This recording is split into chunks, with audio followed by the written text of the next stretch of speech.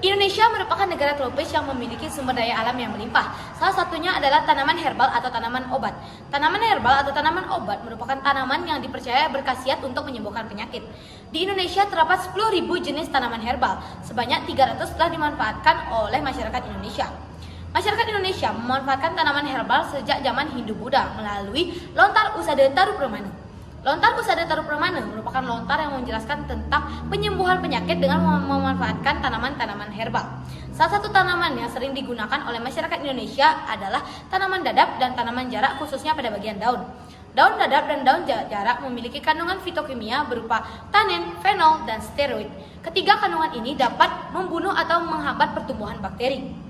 Hal ini sejalan dengan penelitian yang dilakukan oleh Rahman DKK yang menyatakan bahwa daun dadap memiliki zona hambat terhadap bakteri E. coli. Selain itu, terdapat penelitian yang dilakukan oleh Iman Marta Pratama yang menyatakan bahwa daun jarak pagar memiliki zona hambat sebesar 9,13 mm. Sehingga daun dadap dan daun jarak memiliki potensi untuk dijadikan sebagai antibiotik alami. Antibiotik sendiri merupakan sebuah obat yang dapat menyembuhkan atau menghambat pertumbuhan dari bakteri. Sampai saat ini, kombinasi daun dadap dan daun jarak sebagai antibiotik alami belum pernah dilakukan. Sehingga dalam penelitian ini dilakukan uji fitokimia dan uji efektivitas bakteri terhadap kombinasi daun dadap dan daun jarak sebagai antibiotik alami. Adapun rumusan masalah pada penelitian kali ini yakni bagaimana kandungan fitokimia yang terdapat dalam kombinasi daun dadap dan daun jarak sebagai antibiotik alami berbasis Usada Taru Pramana.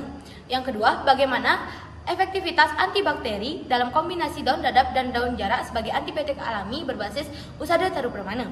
Adapun tujuan penelitian kami yakni untuk menjawab rumusan masalah yang telah saya sebutkan sebelumnya. Studi pustaka yang kami gunakan yakni antibiotik, daun dadap, daun jarak, dan lontar Usada Taru Pramana. Metode penelitian. 1. Waktu dan tempat penelitian.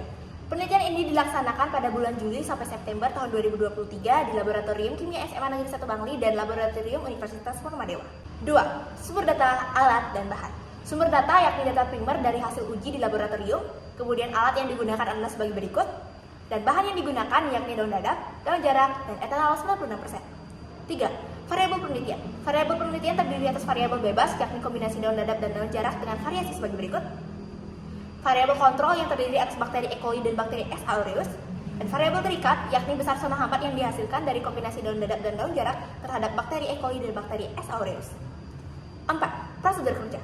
Prosedur kerja diawali dengan pembuatan simplisia daun dadap dan daun jarak, kemudian mengekstrak daun dadap dan daun jarak dengan menggunakan etanol 96% selama 5 hari, kemudian menguji fitokimia atau menguji kandungan fitokimia dari daun dadap dan daun jarak, dan yang terakhir, menguji aktivitas antibakteri dari daun dadap dan daun jarak dengan indikator pengujian yakni sebagai berikut. 5. Analisis data. Analisis data dilakukan dengan menganalisis secara deskriptif hasil yang didapatkan di laboratorium. Hasil dan pembahasan. 1. Kandungan fitokimia dari kombinasi daun dadap dan daun jarak.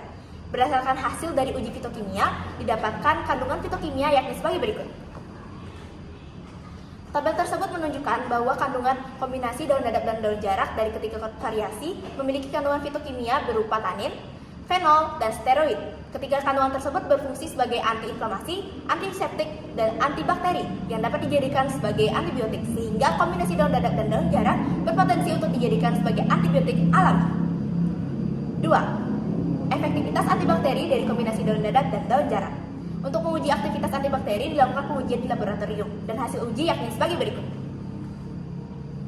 Berdasarkan hasil uji tersebut didapatkan bahwa kombinasi ketiga dengan 75% daun dadap dan 25% daun jarak memiliki aktivitas atau efektivitas antibakteri paling besar atau zona hambat paling besar dengan 12,5 terhadap bakteri E. coli dan 14,8 terhadap bakteri S. aureus.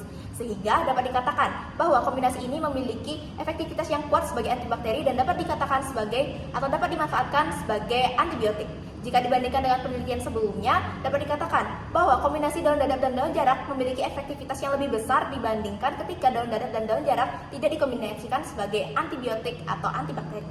Dapat disimpulkan bahwa kandungan fitokimia yang terdapat dalam ketiga sampel itu adalah tanin, fenol, dan steroid, di mana ketiga kandungan ini dapat menjadikan komposisi daun dadap dan daun jarak berpotensi untuk dijadikan sebagai antibiotik alami. Kedua, berdasarkan hasil uji efektivitas antibakteri, didapatkan bahwa sampel ketiga yaitu 75% daun dadap dan 25% daun jarak memiliki zona hambat paling besar terhadap bakteri E. coli dan S. aureus.